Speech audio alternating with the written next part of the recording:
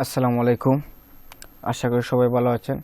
গত পর্বে আমরা আলোচনা করেছি ক্রপ টুল এবং আইডোপার টুল নিয়ে। আজকে আমরা আলোচনা করব হেয়ারিং ব্রাশ টুল এবং ব্রাশ টুল নিয়ে। চলুন শুরু করা যাক। এই জন্য সর্বপ্রথম আমি একটি ফটো ওপেন করে রেখেছি, আপনারা একটি ফটো ওপেন করে নেবেন। এই স্পট হেয়ারিং ব্রাশ টুলের কাজ হচ্ছে স্পটকে তুলে দেওয়া। আমাদের প্রায় সময় কোনো ফটোর মধ্যে দেখা যায় যে ওখানের মধ্যে তিল রয়েছে, ওখানের মধ্যে একটি কালো দাগ রয়েছে, তিল রয়েছে। এই তিলগুলোকে তুলে দিতে হলে আমাদের স্পট হেয়ারিং ব্রাশ টুল ব্যবহার করতে হবে। আর আমরা যখন কাজ করবো সবসময় আমরা জুম করে কাজ করব। আমি জুম করছি, ওয়ালটার ধরে আমি আমার মাউসের চাকাগুলো হচ্ছে জুম করতেছি। এখন আমার প্রয়োজন ওই দাগটিকে মুছে ফেলা, ওই তিলটিকে মুছে ফেলা। তো এখন আমার কি করতে হবে, আমার ওই যে পয়েন্টার, ওই যে আমার কারসুটের মধ্যে যে পয়েন্টার রয়েছে, পয়েন্টারটি অনেক বড় রয়েছে। পয়েন্টারকে বড় ছোটো করতে হলে আমরা আমাদের কিবোর্ডের মধ্যে তৃতীয় বন্ধনী দেখতে পারবো। কিবোর্ডের তৃতীয় বন্ধনীতে এই ক্লিক করলে ছোটো হবে। বামে যে তৃতীয় বন্ধনী রয়েছে ওটাতে ক্লিক করলে ছোটো হবে, ডানে যেটা রয়েছে ওটাতে ক্লিক করলে বড় হবে, একটি ক্লিক করলে বড় হবে। আমার ওই দাগের পরিমাণ করে নেব। ওকে, আর একটু বড় করে নিই। যদি আমি ওইটাতে ক্লিক করি দেখতে পারবেন, ওই দেখেন আমার দাগটি মুছে গেছে। আর একটু বড় করে নিই, ওই দেখেন আমার দাগটি মুছে গেছে। এখন যদি আমি ওইখানের মধ্যে ক্লিক করি, ওই দেখেন আমার দাগটি মুছে গেছে। ওখানের মধ্যে ক্লিক করে আমার দাগটি মুছে গেছে। ওই দেখুন ওইটাই ক্লিক করলে আমার দাগটি মুছে যাবে। ওই দেখুন ওখানে ক্লিক করলে আমার দাগটি মুছে যাবে। আশা করি বুঝতে পেরেছেন এর কাজ কি।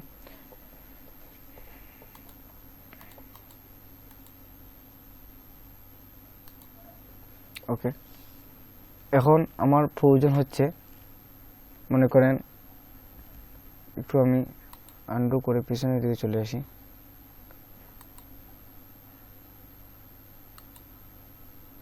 মনে করেন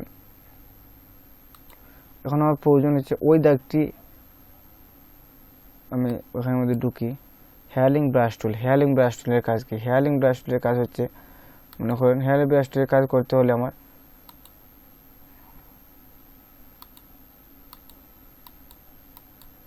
ওই দেখেন,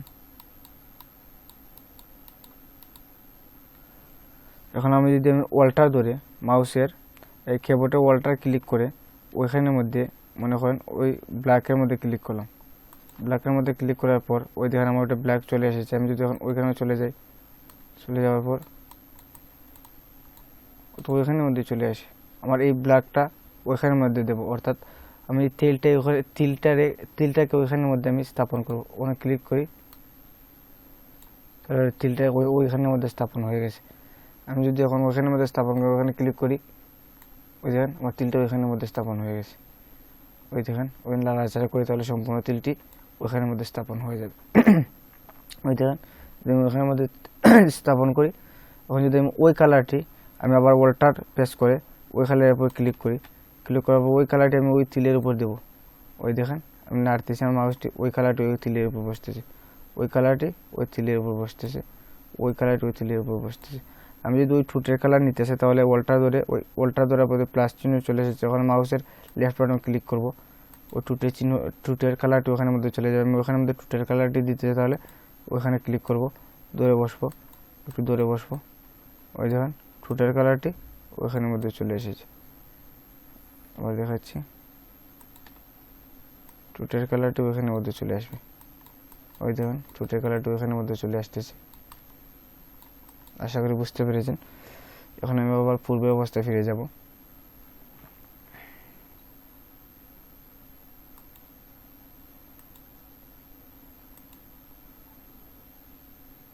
ওকে, আপাতত ওইটুকু থাক। এখন এর পরবর্তী কাজ হচ্ছে পেজ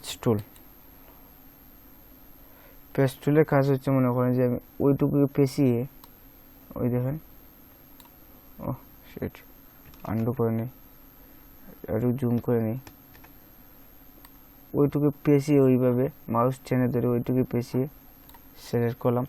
সিলেক্ট করার পর আমি ওই কালারটুকু যদি অন্যখানে নিয়ে যেতে চাই এখন আমি ওই কালারকে আমি মুভ টুলে গিয়ে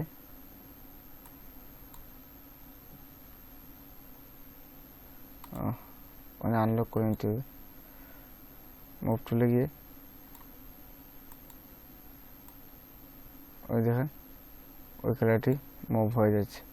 ওই কালারকে যদি আমি অন্য জায়গায় নিয়ে যেতে চাই ওখানের মধ্যে নিয়ে আসতে পারবো।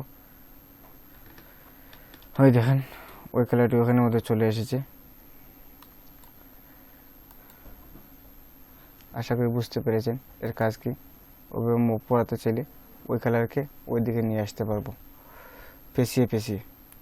আশা করি বুঝতে পেরেছেন। এখন আমি আবার পিছনের দিকে সরে যাই। ওকে, তারপরে টুল কি হচ্ছে, এটা হচ্ছে কনভার্ট এওয়ার মব টুল। ওইখানের মধ্যে ক্লিক করে মনে করেন যে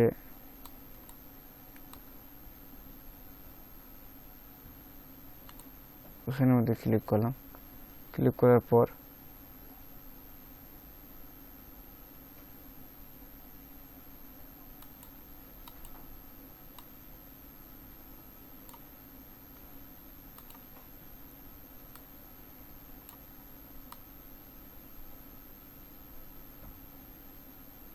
দুইটা টুলের কাজ পাই এখন ওইটাকে অন্য জায়গায় নিয়ে যেতে পারবেন। আশা করি বুঝতে পেরেছেন। এটা মভ করে কেটে নিয়ে যাবে। আইটোবার টুল অত্যন্ত, ওই যে রেড আই টুল অত্যন্ত গুরুত্বপূর্ণ একটি টুল। এই টুলের কাজ এখন দেখাবো। রেড আই টুলের কাজ দেখাতে হলে প্রায় সময় আমরা দেখি যে আমাদের যখন ডিএসএলআর ক্যামেরা দিয়ে কোনো ফটো তুলে হয় তখন দেখতে পাই আমরা আমাদের ফটোর মধ্যে চোখের মধ্যে লাল রঙের দাগ থেকে যায়। এইভাবে যদি কোনো দাগ থাকে তাহলে আমরা যদি আইটোবার টুল দিয়ে ওই চোখের মধ্যে একটি ক্লিক করি, মাত্র একটি ক্লিক করি চোখের মধ্যে রেখে, চোখটি ঠিক হয়ে যাবে। ওইখানে যদি রেড রঙের থাকে কোনো চিহ্ন তাহলে যদি আমরা একটি ক্লিক করি তাহলে আমাদের এই লাল চোখটি কালো হয়ে যাবে। আশা করি বুঝতে পেরেছেন আইটোবার টুলের কাজ কি। এখন আমরা দেখাবো ব্রাশ টুলের কাজ। ব্রাশ টুলের কাজ তো আমরা জানি ব্রাশ করা, কোনো কিছুকে ব্রাশ করা। ওই দেখেন কোনো কিছু যদি ব্রাশ করতে চাই তাহলে ব্রাশ টুল আমরা ইউজ করতে পারি। ব্রাশ টুলের কাজ হচ্ছে ব্রাশ করা। ব্রাশের সাইজ আমরা ওইখান থেকে আমরা বাড়িয়ে নিতে পারি। ওই দেখেন ব্রাশের সাইজটি বড় হয়ে গেছে, ওখান থেকে কমাতে পারি অথবা কিবোর্ড থেকে কমাতে পারি। যেভাবে কিবোর্ডের তৃতীয় বন্ধনী বামের তৃতীয় বন্ধনীতে ক্লিক করলে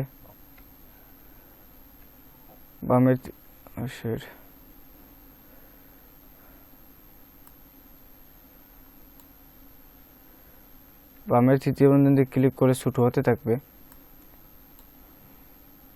দেখাচ্ছি, বামের তৃতীয় বন্ধনীতে ছোট হতে থাকবে, ডানের তৃতীয় বন্ধনীতে ক্লিক করে বড় হতে থাকবে। ওখান থেকে সাইজ বড় করতে হবে, তো ওইখান থেকে আমরা সাইজ বড় করতে পারি। যদি আমি ওইখান থেকে সাইজ বড় করে নিই, ওই যখন বড় হচ্ছে, ছোটো করলে ছোটো হচ্ছে, বড় করলে ওইদের সাইজটি বড় হয়ে যাচ্ছে। ব্রাশের সাইজ বড় হয়ে যাচ্ছে, ব্রাশের সাইজ ছোটো হয়ে যাচ্ছে। আশা করি বুঝতে পেরেছেন। এবং ওইখান থেকে যদি আমি আমার ব্রাশকে একটু বড় করে নিই বুঝতে পারবেন। ব্রাশকে যদি আমি বাঁকা আকারে করতে চাই তাহলে ওই দেখেন ব্রাশটা এখন বাঁকা হয়ে গেছে, ওই দেখেন বাঁকানো হয়ে গেছে। প্রায় সময় বাঁকানো আকারে কাজ করতে হয়। যদি বাঁকানো অবস্থায় আমি একটু ঘুরিয়ে নিই, ওদিকে রোটেট করে নিই, তাহলে আমি ওইভাবে কাজ করতে পারবো। আশা করি বুঝতে পেরেছেন এর কাজ কি। আমি আবার পূর্বের অবস্থায় নিয়ে যাই ব্রাশকে। ওকে,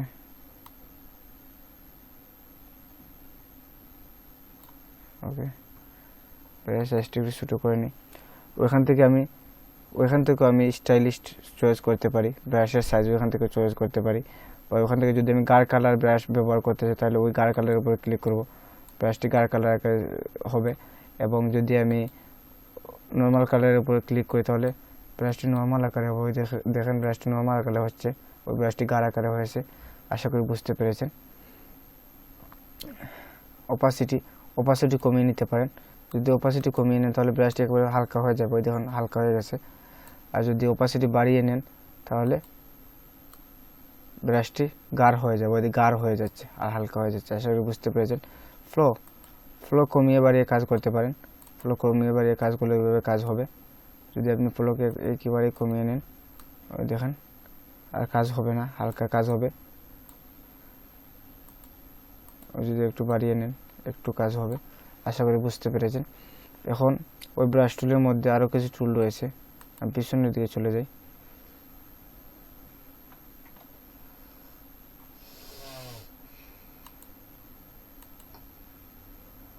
ওকে, ব্রাশ টুলের মধ্যে আরও কাজ রয়েছে। কালার, পেন্সিল টুল। পেন্সিল টুলে আমরা জানি স্বাভাবিক তো পেন্সিলের সাইজ আমরা এখান থেকে বড় করতে পারি, পেন্সিলের সাইজ আমরা আড়াআড়ি করতে পারি। পেন্সিলের সাইজ যদি বড় করতে চাই, সাইজটি বড় করে নিলাম। ওদের পেন্সিলের সাইজ অনেক বড় হয়ে গেছে।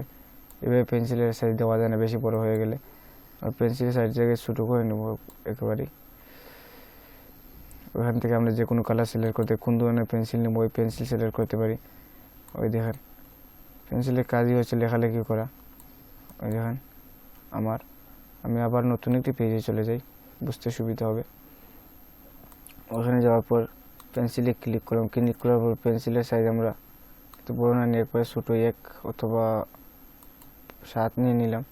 যদি আমি লিখি, ওই দেখেন পেন্সিলের কাজ হয়েছে লেখালেখি করা।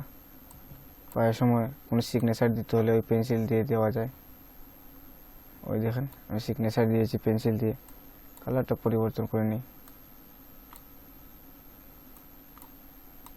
ব্ল্যাক কালার, ব্ল্যাক দিয়ে নিই।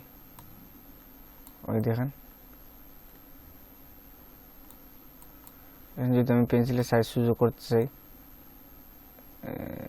ধুয়ে নিয়ে আসলাম, ছোটো আকারে লেখা হবে। ওই দেখেন, আশা করি পেন্সিলের কাজ বুঝতে পেরেছেন। পেন্সিলের কাজে এগুলি হয়ে থাকে। কালার প্লেস টুল, মিক্সার ব্রাশ টুল। এগুলো মিক্সার ব্রাশ টুল মানে কালার মিক্স করে, ওই দেখেন যে কালারের উপরে ধরে কাজ করবেন সেই কালারের সাথে আরেকটি কালার মিক্স করবে, এটা হচ্ছে এর কাজ। আশা করি বুঝতে পেরেছেন। ওকে, আর ভিডিওটি লম্বা করব না। সবাই ভালো থাকেন, সুস্থ থাকেন। আগামী পর্বে আমরা আরও বিস্তারিত আলোচনা করব অন্যান্য টুল নিয়ে। এখনও যারা আমার চ্যানেলটি সাবস্ক্রাইব করেনি, প্লিজ আমার চ্যানেলটি সাবস্ক্রাইব করে পাশে থাকেন। সবাইকে ধন্যবাদ। আল্লাহ হাফেজ।